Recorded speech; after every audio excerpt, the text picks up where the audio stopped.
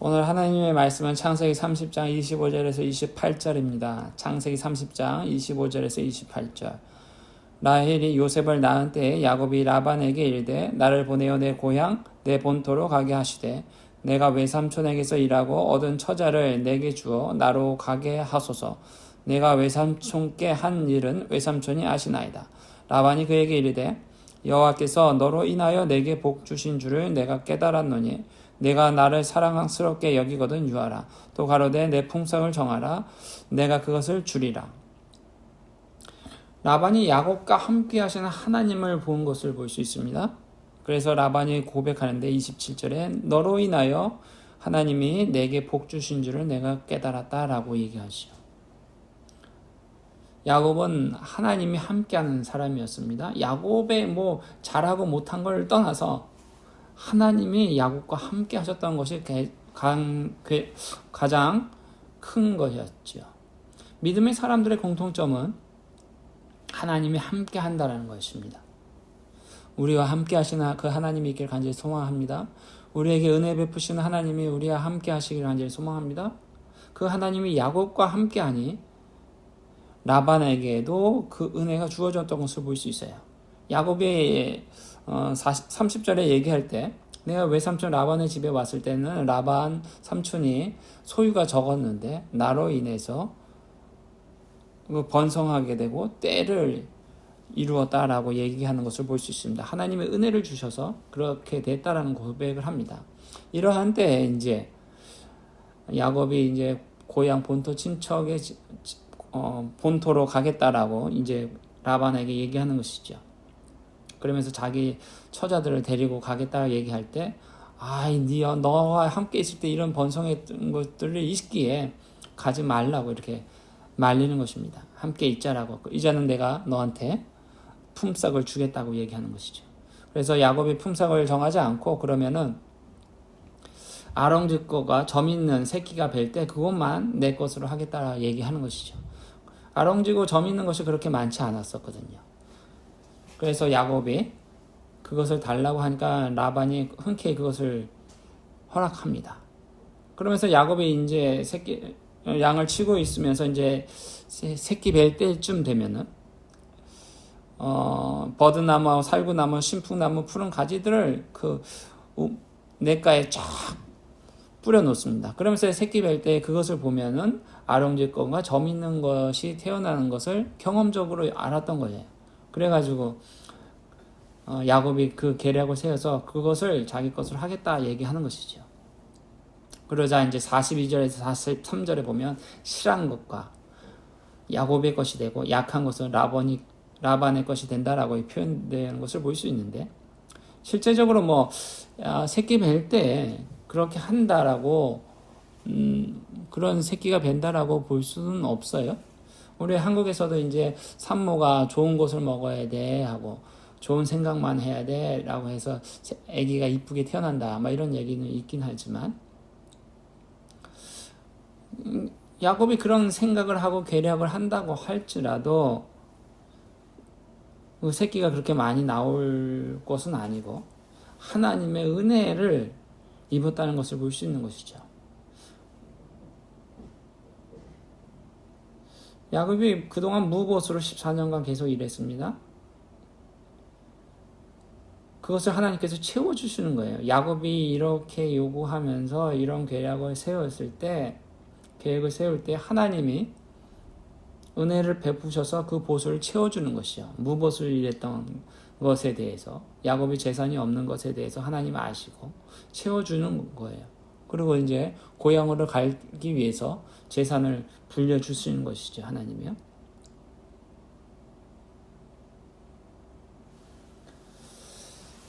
하나님께 함께 하니까 이러한 일들이 이루어지는 것을 볼 수 있어요. 야곱이 그 계략을 세웠다고 그렇게 되는 것은 아니고 하나님이 함께 해주시고 은혜를 베풀 때 계획했던 것들이 잘 이루어져 나가는 것을 볼 수 있습니다. 하나님이 함께하는 것이 우리에게 가장 큰 일이죠. 이렇게 재산이 많아지자 야곱이 안색이 전과 같지 않습니다. 31장 2절에 보면 야곱이 라반의 안색을 본즉 자기에게 대하여 전과 같지 아니하니라. 그리고 3절에 보면 여호와께서 야곱에게 이르시되 내 조상의 땅 내 족속에게로 돌아가라 내가 너와 함께 있으리라 하신지라. 우리가 어떤 일을 경험할 때나 이런 사인들이 있어야 합니다. 어떤 것을 결정해야 할 때 첫 번째 보면 라반의 안색이 좋지 않았다고 얘기하고 또한 여호와의 말씀이 있었다라고 합니다. 약속의 땅으로 가라라고. 그래서 이것을 보고 야곱이 이제 완전히 고향으로 가겠다라는 것을 결심하게 되는 것이죠. 상황적 환경 속에 또한 하나님의 메시지가 있는 것이죠. 돌아가야 한다라는 때. 이러한 때에 우리가 결정을 해야 되는 것이죠. 그리고 하나님이 그 때에 대해서 또 알려주는 거예요. 하나님이 사람 함께 할 때 이런 것들을 경험하게 되는 것을 볼 수 있습니다. 어떠한 것을 결정할 때 반드시 그 상황만 보고 결정하지 마시고요. 하나님의 말씀이 있느냐라고 것을 생각하면서 우리가 결정해야 합니다. 하나님의 말씀이 요셉에게 돌아가라라고 말씀하시는 것을 보고 행동으로 옮기는 것이죠. 32장에서는 이제 고향으로 돌아가려고 하는데 있어서의 야곱의 문제점이 있는데 어려움이 있어요. 직면한 것이 있어요. 그것이 뭐냐면 형 에서와의 문제가 해결이 아직 안 된 것이죠. 형 에서가 야곱을 만나면 죽이려고 벼르고 있는 거예요. 그래서 자기 밑에서 키운 사람들이 400명이나 있어요. 야곱이 고향으로 돌아온다는 소식을 듣고 32장 6절에 보면 에서가 400명과 함께 야곱을 보러 온다는 거예요. 야곱을 잡으러 오는 것이죠. 이런 문제가 야곱에게 또한 있습니다.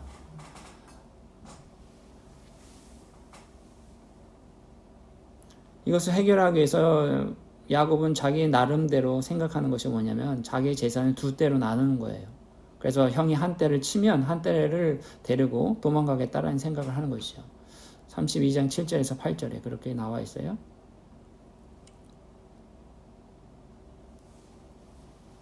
그리고 또한 형한테 주고자 하는 예물들을 세 대로 나눕니다. 32장 20절에 보면 에서에게 보낼 예물들을 세 대로 나눕니다.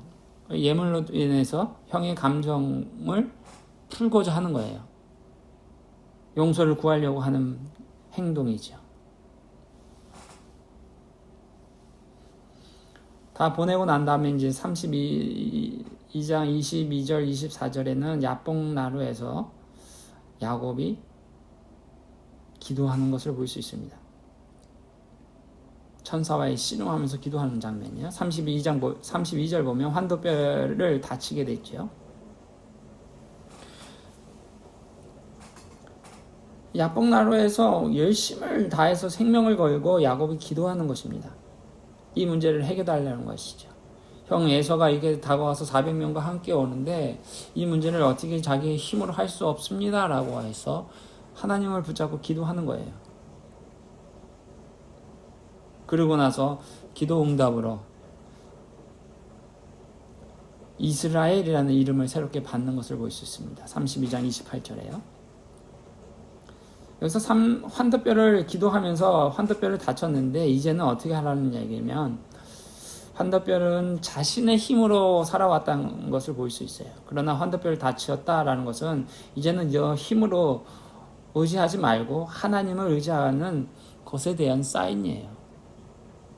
환도뼈가 일어날 때 날 때 막 힘을 제일 많이 받는 곳인데 여기가 다쳤다는 것은 이제는 너 힘으로 살지 말고 하나님을 의지하고 살아가라라는 것을 말해주고 있습니다. 그러면서 이제 야곱이 아닌 이스라엘이라는 이름을 새롭게 받는 것이죠. 우리의 삶이 이게 완전히 꺾어져야 할 때가 있어요. 내 힘으로 살아왔습니까? 그동안 사실 보면은 다 야곱이 힘으로 막 살려고 했던 것을 볼 수 있어요. 그런데 이제는 그렇게 살지 말고 하나님을 의지하라고. 자기의 힘으로 살려고 노력했으나 그럼에도 불구하고 하나님이 긍휼히 여겨주셔서 그때마다 하나님이 야곱을 도와주셨던 것을 볼 수 있어요.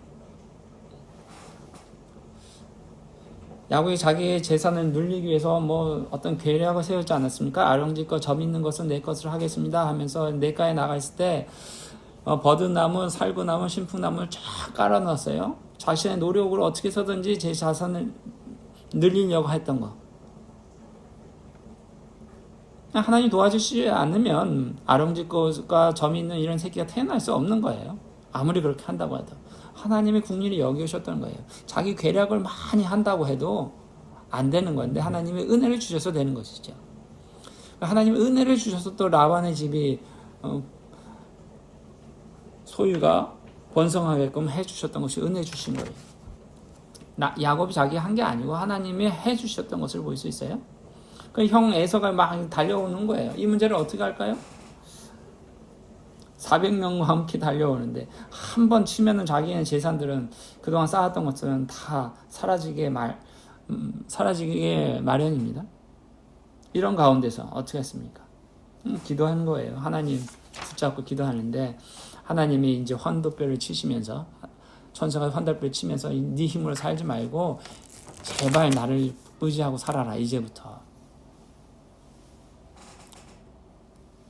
그거 사인으로 놓은 것이죠. 우리 하나님만을 의지하기 바랍니다. 내 힘으로 해왔습니까? 여태까지 삶에서 우리 삶에 있어야 인생 곡선이 있어요. 어떻습니까? 한번 그 생각하시면서 내가 하나님을 의지했는가? 내 열심으로 하려고 했는가? 한번 바라보기를 원합니다. 생각해 보기를 원해요. 이렇게 기도하고 하나님의 응답을 받자 에서의 문제가 자연스럽게 해결이 되는 것을 볼 수 있어요. 33장 4절에 보면 에서가 달려와서 포옹하고 입맞춥니다. 33장 4절 한번 볼게요. 에서가 달려와서 그를 맞이하고 안고 목을 어긋 맡기고 그와 입맞추고 피차우니라. 400명에서 에서를 죽이려고 온다는 생각을 하고 있었었는데 에서가 막 달려와서 에서가 막 달려 포옹하고 입맞추는 거예요. 누가 이렇게 에서의 마음을 바꾸었습니까? 하나님이에요. 야곱을 죽이려는 그 분을 품고 있었는데 에서의 마음을 싹 녹여버린 것은 하나님이 하셨다는 거예요. 야곱은 예물로 에서의 마음을 녹이려까 하는 생각으로 막 예물을 세 떼를 보냈었어요. 그러나 그게 아니고 하나님이 에서의 마음을 바꾸셨다는 것이죠. 이제는 어떻습니까? 죽이려 했던 400명이 야곱의 길 안내자로 서겠다라고 말합니다. 너희의 앞잡이가 되겠다라고 하죠. 33장 12절에 보면 에서가 가로되 우리가 떠나가자 내가 너의 앞잡이가 되리라 안내자가 되겠다라고 하면서 이렇게 바뀌는 것을 볼 수 있어요.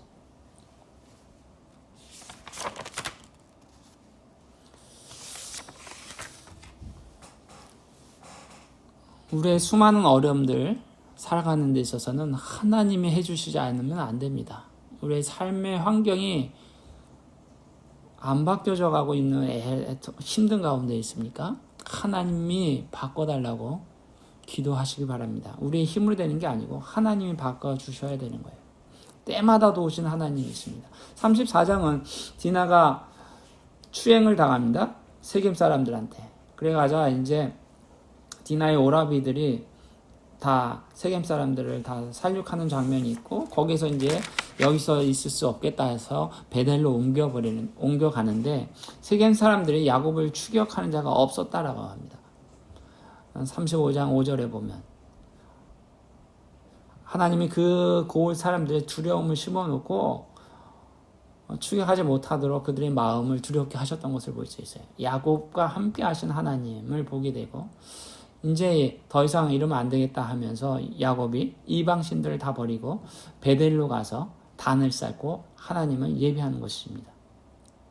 그러면서 그곳에서 다시금 이스라엘로 하나님이 이름을 야곱한테 부르시면서 전능하신 하나님이고 생육과 번성을 약속하시는 하나님으로서 이스라엘에게 야곱에게 말씀하시는 것을 볼 수 있습니다.